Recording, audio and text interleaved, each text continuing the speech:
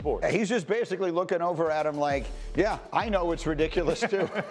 I can't explain it either. He was the MVP a whole bunch of times, and that brings us to today's Green List, which is brought to you by Hidden Valley Ranch as we get set for this year's NBA Finals. Hembo and I have put together our list of the top 5 MVP performances in NBA Finals history.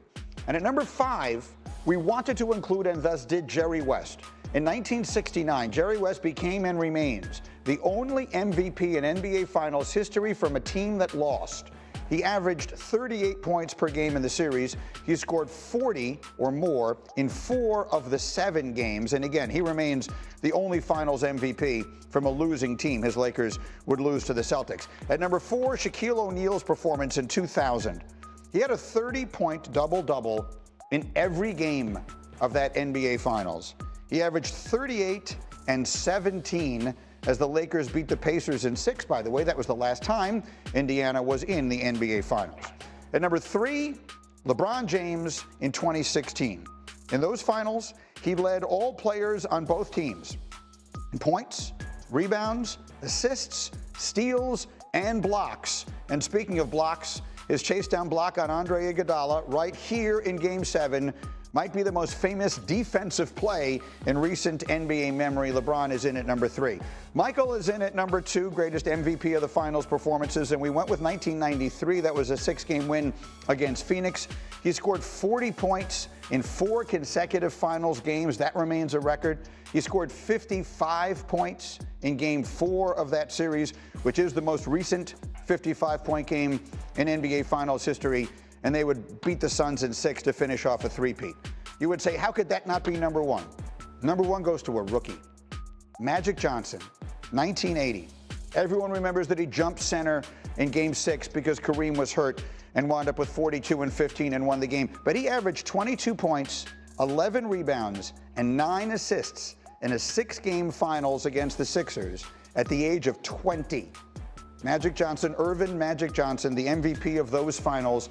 And in our opinion, Hembo's and mine, based on the fact that he was a 20-year-old rookie, we make it the greatest MVP performance in the history of the NBA Finals. Your thoughts? Jokic is a guy that you could discuss as well. So he was there. I will tell you right now, he was there. Putting West on that list. We put West on the list because it felt so recent. And Hembo and I appreciate the history of the sport. We wanted to get in something a little historical, and I think there is something so unique. Look, could you have put a Jokic there who averaged a triple-double in the finals? You certainly could.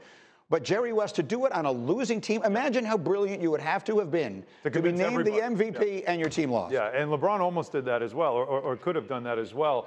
And near and dear to my heart, Willis Reed, 1970 is another one that you could look at because of what he did in Game 7, but he had been dominating the series up until that injury. He limped out of the floor in Game 7. It was actually Walt Frazier who won them that game in one of the great Game 7 performances of all time. But we digress. Let's get back to the present. On Sunday, Luka Doncic was on LeBron James and Steve Nash's podcast, which is called Mind the Game, and he made an interesting admission.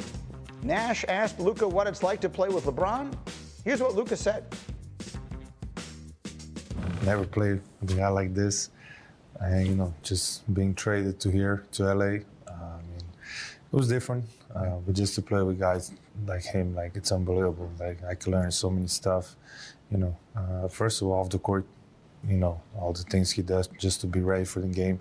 He shows up like 10 hours before the game, so that was really the main. Like I was wet. I came to the arena. For he was 22 already, years? he was already done working out. I was like, what? Well, isn't that interesting? There's Luka saying, oh, boy, I can't believe how hard this guy works. It's really remarkable for me to see it up close and personal. He went, what? Yeah, I'm not doing that. Yeah, well, that's the question. So that's why I wanted Nick in the conversation. Because, at the end of the day, jocks are jocks. You tell me, Dominique, in your experience, a guy who's as old as he is, who's been a pro as long as he is, he shows up, he sees up close and personal what it takes to be an immortal, to be one of the greatest of all time, as LeBron is. Do you think it rubs off on Luka, or do you think he's looking at this like, man, that guy's crazy. I'm not showing up 10 hours. I mean, I think that we assume that it should rub off on Luka, but you have to remember the path that Luka took. Like, he's been a pro since he was 16 years old, and normally for athletes, like, you run into a wall, then you realize that you have to work a lot harder. Luka's never run into that wall. Like, his second year in the league, he was 4th in MVP voting and first team All-NBA, and he took his team just last year to the NBA Finals while all of us around him are yelling, you got to work hard, you got to get in shape. While we're yelling that, he's pointing at the results year after year, and it's proven that maybe there's another level that he can get to, but the level that he's gotten to in the condition that he's in is pretty damn good. It's hard to understand what would motivate someone who is one of the greatest players in the league right now to work even harder. So I think we hope it gets through to him, but I would understand if it didn't. If I was that damn good, if I just roll out of bed, I wouldn't work that hard either. How about it, Bobby? Yeah, I mean, listen, I think it depends on what Luka wants, right? What does Luka want? Does Luka want to be compared 20 years from now to Michael Jordan and Kobe Bryant and certainly LeBron James? Or does he want to be known as one of these top 20 players that never won a championship or never cracked the top 5 of all time here? And listen, he's got a clear path and he's got a role model right in front of him if that's what he wants to do.